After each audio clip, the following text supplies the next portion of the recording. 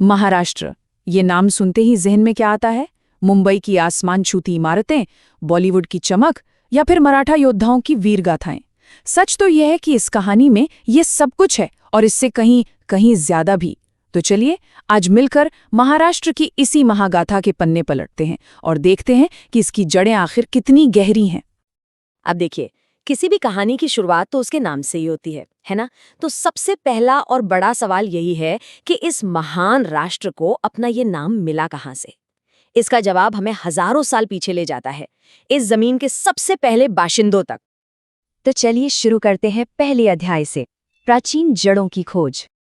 ऐसा माना जाता है कि यहाँ की जो सबसे पुरानी जनजातियां थीं उन्हें महर्षक कहा जाता था, और वक्त के साथ इसी महर्षक शब्द से धीरे धीरे बना महाराष्ट्र। मतलब इस राज्य का नाम इसकी मिट्टी से और इसके सबसे पहले लोगों की पहचान से सीधे सीधे जुड़ा हुआ है। इस जमीन पर हुकूमत करने वाले शुरुआती बड़े साम्राज्यों में से एक था सातवाहन वंश। जरा सोचिए, लगभग 400 सालों तक उन्होंने यहाँ राज किया। उनकी राजधानी थी प्रतिष्ठान, जिसे हम आज पैठन के नाम से जानते हैं। उन्हीं के दौर में ये पूरा इलाका व्यापार और संस्कृति का एक बहुत बड़ा सेंटर बना, जिसकी गूंज आज भी सुनाई देती है।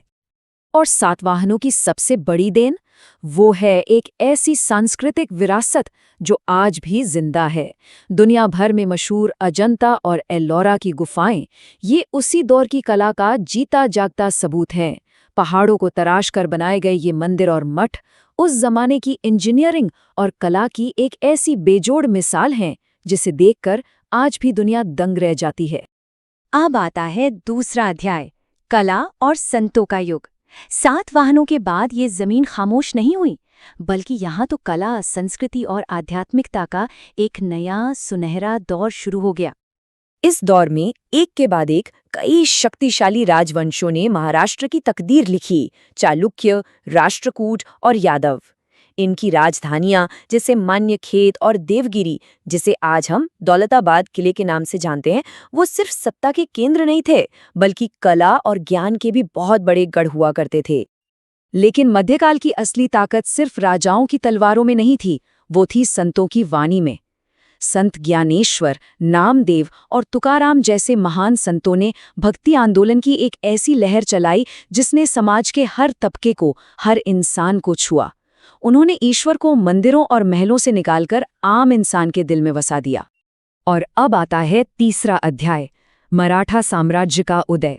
यहीं से महाराष्ट्र के इतिहास का वो पन्ना खुलता है जिसने न सिर्फ इस क्षेत्र की बल्कि पूरे हिंदुस्तान की सियासत की दिशा ही बदल दी। और इस उदय के केंद्र में थे सिर्फ एक ही नाम, छत्रपति शिवाजी महाराज।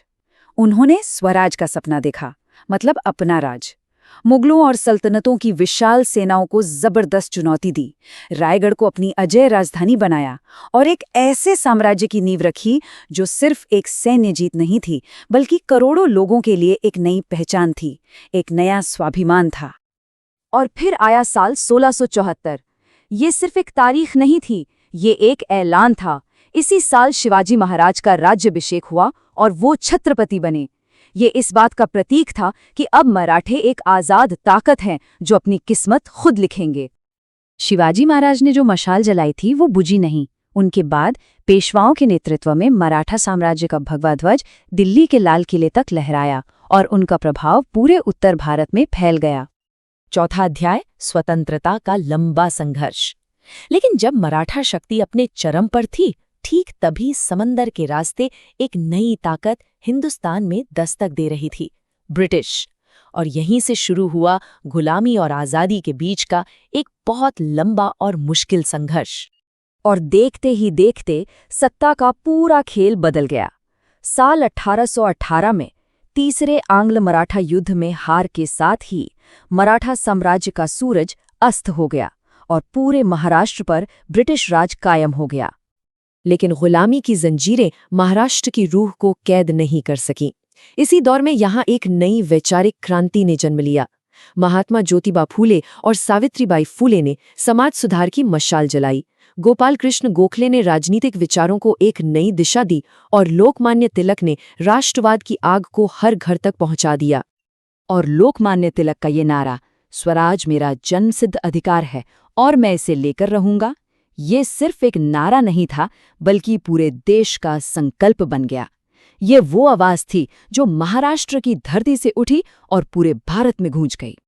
चाहे वो विनायक दामोदर सावरकर जैसे क्रांतिकारियों का सशस्त्र संघर्ष हो, या फिर 1942 में मुंबई से शुरू हुआ भारत छोड़ो आंदोलन, आज़ादी की लड़ाई के हर अहम मोड़ पर महाराष्ट्र ने हमेशा आगे बढ़कर नेतृत्व किया है।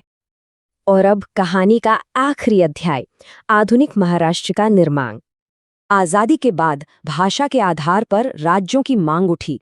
एक बड़े आंदोलन के बाद आखिरकार 1 मई 1960 को मराठी भाषी लोगों के लिए एक अलग राज्य का सपना पूरा हुआ और मुंबई को राजधानी बनाकर आधुनिक महाराष्ट्र का जन्म हुआ। और सदियों के इस लंबे सफर का नतीजा आज हम सबके सामने है। आज महाराष्ट्र भारत का इकोनॉमिक इंजन भी है और अपनी सांस्कृतिक जड़ों से भी मजबूती से जुड़ा हुआ है। ये वही भूमि है जहां आज भी प्राचीन गुफाओं के साथ साथ भविष्य के स्टार्टअप्स भी फल फूल रहे हैं। तो महाराष्ट्र जनजातियों से लेकर आज की फाइनेंशियल कैपिटल तक महाराष्ट्र का ये सफर वाकई में असाधारण रहा है। लेकिन इतिहास की किताब कभी बंद नहीं होती, बस उसके पन्ने पलटते रहते हैं। अब देखना ये है कि इस महान गाथा का अगला अध्याय क्या होगा।